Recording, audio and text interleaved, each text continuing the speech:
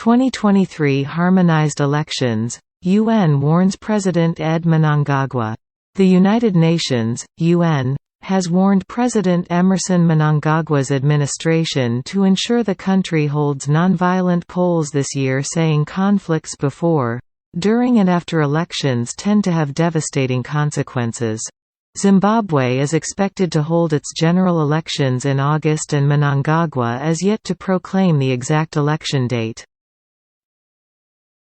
Speaking at the Joint Steering Committee meeting of the 2022–26 Zimbabwe UN Sustainable Development Cooperation Framework in Harare yesterday, UN Resident and Humanitarian Coordinator Edward Callan said conflict reverses developmental gains achieved by any country. Here in Zimbabwe, in line with this commitment and National Development Strategy 1 priorities, the UN country team remains committed to strengthening governance and institutional capacities to build and sustain peace, promote transparent and accountable institutions, and advance human rights and the rule of law. Callan said, "We must work together to endear social cohesion to sustain peace, including before, during and after the 2023 elections.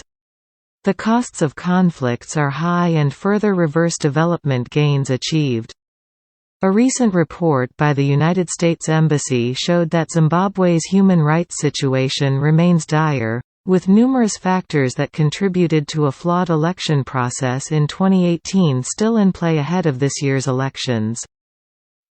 Electoral watchdogs have continued to implore government to implement meaningful electoral reforms ahead of the polls.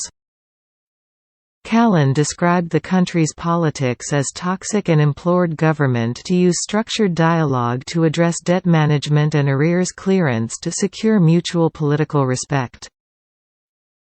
As stakeholders engage to accelerate implementation of the Sustainable Development Goals, the discussion on arrears clearance and debt relief must be anchored on mutual accountability and linked to progress on three issue areas: securing political mutual respect, including engagement with partners to remove international politics and humanitarian assistance from toxic domestic politics; leveraging trade for development with the Ministry of Foreign Affairs and International Trade to promote trade with foreign missions as entry points and dividends of dialogue; and linking debt resolution, arrears clearance and social development with the Ministry of Finance and Economic Development, working with international financial institutions and development